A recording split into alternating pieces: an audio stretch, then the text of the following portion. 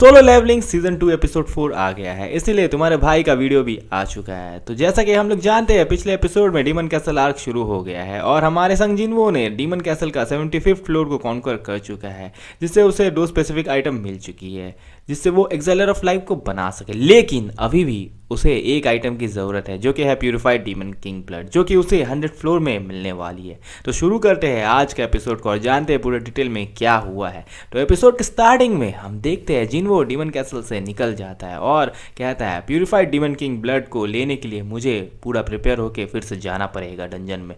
तो मुझे अब यहाँ अपर लेवल डंजन कॉन्कर करने पड़ेंगे, इसलिए मैं अपना रैंक रीअसेस कराऊंगा।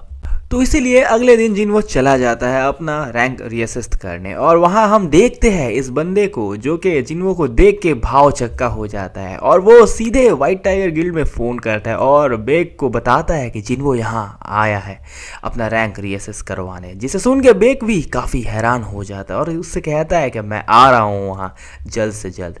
इधर यहाँ जिनवो अपना रैंक रीअसेस करने के लिए आ चुका था और जो उसका रैंक चेक कर रही थी वो देखती है कि सिस्टम में एरर आ रहा है। तभी वहाँ डायरेक्टर की एंट्री होती है और वो उसे भी ये इशू बताती है कि जिनवो का रैंक एरर आ रहा है। तो वो डायरेक्टर जब चेक करता है तो वो हैरान होकर बोलता है कि ये कोई मैकेनिकल एरर नहीं है, इसका ये मतलब है कि इस बंदे का मैजिक पावर सिस्टम डिटेक्ट नहीं कर पा रहा है क्योंकि ये बंदा इस कंट्री का 10th एस रैंक हंटर है। तो भाई अब फाइनली यहाँ जिनवो का रैंक कंफर्म हो चुका है, लेकिन अभी भी यहाँ एक ट्विस्ट बाकी है क्योंकि हम यहाँ देखते हैं चोई जोंगमिन और चीफ जिनचुल को और चोई जोंगमिन उससे पूछता है कि जिन एंड्स के विंग्स निकल आए हैं उनका रिसर्च कैसा चल रहा है, जिस पर जिनचुल उसे बताता है कि सारा डेटा देखने के बाद अभी यही कहा जा सकता है कि हमें और भी टाइम लगेगा कुछ भी कंक्लूड करने के लिए। अब जैसा कि ये कोई नॉर्मल डिस्कशन लगेगा, लेकिन मानवा रीडर्स को पता है यहाँ क्या बात हो रही है। मैं ज़्यादा कुछ ना बोल के इतना ही बोलूँगा यहाँ के हमें जीजू आइलैंड का रेफरेंस दिया जा रहा है।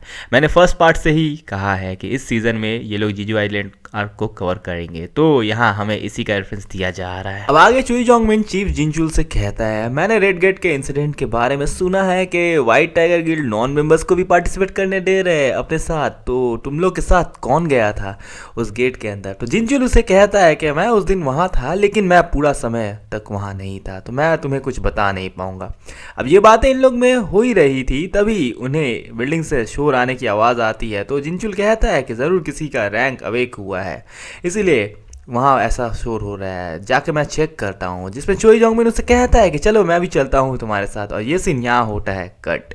और हम देखते हैं यहाँ बिल्डिंग के अंदर जैसे ही सबको पता चलता है कि जिनवो इस कंट्री का 10th एस रैंक हंटर बन चुका है, भाई यहाँ तो कोहराम मच गया है ये बात सुनकर। और इधर एक आदमी जिनवो को बोलता है कि आप 3 दिन बाद आइए और फिर से चेक कराइए अपना रैंक, जिससे हम कंफर्म कर पाए और उसी के बाद तुम्हारा लाइसेंस अपडेट होगा। और ये सब बातें हो रही थी, तभी चोई और जिनचुल वहाँ आ जाते हैं और सबका टेंशन उन पर चला जाता है क्योंकि मैं बता दूँ ये बंदा चोई जो है ये भी एक एस रैंक हंटर है और भाई ये फायर मैजिक बहुत बढ़िया तरीके से यूज़ करता है और इसका निकनेम है द अल्टीमेट हंटर। और चोई हमारे जिनवो को देख के समझ जाता है कि यहाँ जो भी कुछ हो रहा है ये इसके वजह से ही हो रहा है। तो चोई उससे अपना इंट्रो देता है और कहता है कि क्या हम कुछ देर के लिए बात कर सकते हैं। लेकिन भाई अपना जिनवो उसके इस ऑफर को बहुत ही गजब तरीके से रिजेक्ट करता है और कहता है मैं बिजी हूँ, मुझे माफ़ करना है, जिसकी वजह से चोई हो जाता है शॉक और अपना जिनवो कर देता है यहाँ रॉक, क्योंकि उसके इस रिजेक्शन के वजह से आसपास के लोग भी हैरान थे कि चोई जोंगमिन को उसने रिजेक्ट कर दिया है।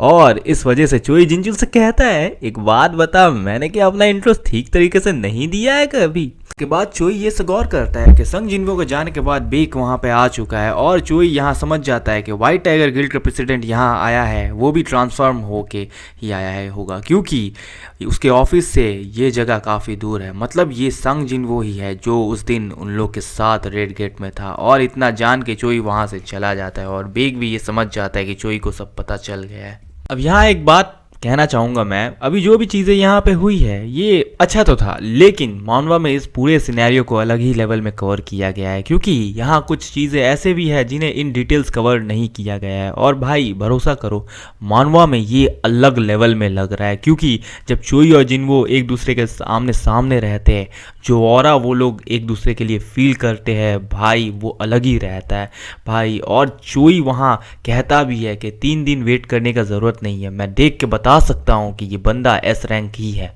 मतलब भाई अलग लेवल का फीलिंग आया था भाई मानवा में, जो कि यहाँ थोड़ा मिसिंग लग रहा है मुझे। अब आगे बढ़ते हैं। अब उसी रात जब जिन्वो अपनी माँ को हॉस्पिटल में देख के निकल रहा था, तभी जिनचुल वहाँ बाहर उसका इंतजार कर रहा था और उससे कहता है कि तुमसे कोई मिलना चाहता है जिन्वो। और जिन्वो से मिलने कोई और नहीं बल्कि भाई प्रेसिडेंट गो गुही आए थे, जो कि हंटर एसोसिएशन के प्रेसिडेंट है।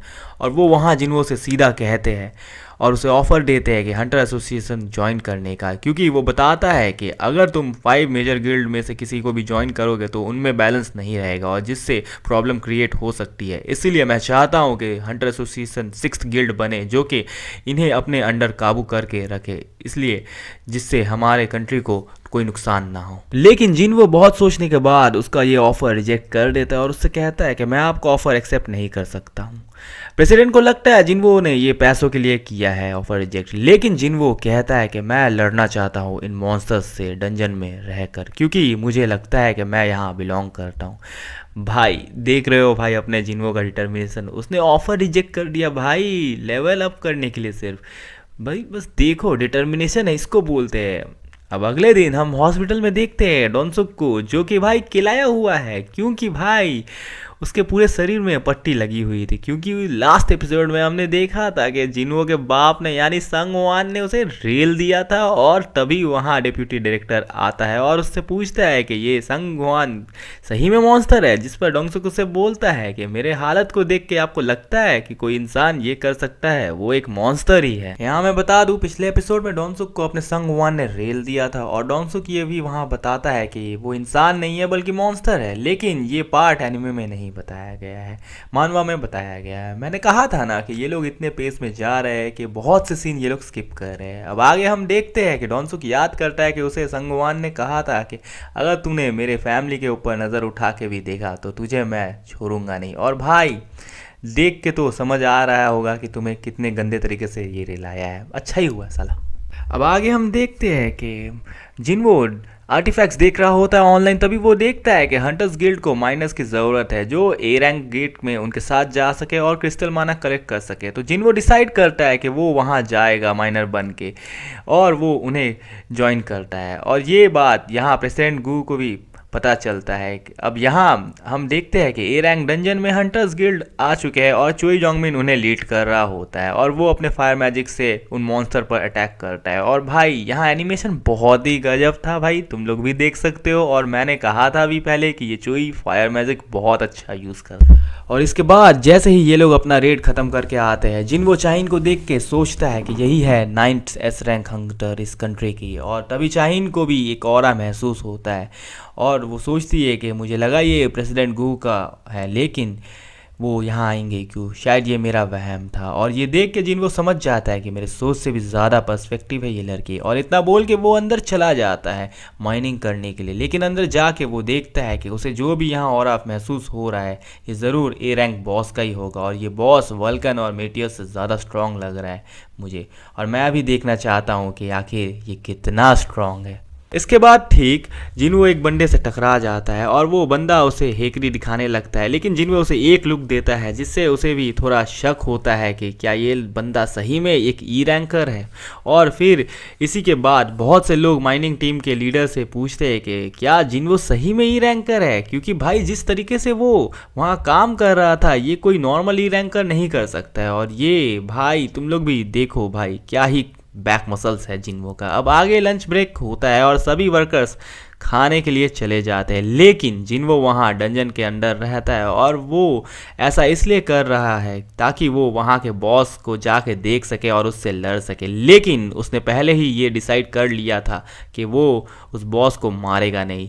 लेकिन जैसे ही वो बॉस के रूम के बाहर पहुँचता है उसे लड़ने के लिए, चाहिन उसे पीछे से बोलती है कि तुम यहाँ क्या कर रहे हो। और इसी के साथ भाई ये पार्ट यहाँ पे हो जाता है ख़त्म। अब अगले पार्ट में हम देखेंगे कि क्या होगा। और भाई भरोसा करो नेक्स्ट पार्ट में बहुत मज़ा आने वाला है, क्योंकि भाई चाहिन को जिन्वो पर शक हो जाएगा। अब इससे ज़्यादा मैं स्पॉइलर दूंगा नहीं नॉन मानवा रीडर्स को, तब तुम लोग क्यूरियोसिटी में रहो कि जिन्वो उस बॉस से लड़ पाएगा या नहीं। और अगर तुम लोग चाहते हो कि मैं इसके नेक्स्ट पार्ट को भी कवर करूँ तो कमेंट सेक्शन में मुझे बताओ, तो मैं कवर कर दूंगा। लेकिन तब तक के लिए राधे राधे, मिलता हूँ मैं नेक्स्ट वीडियो में। शुभ रात्रि।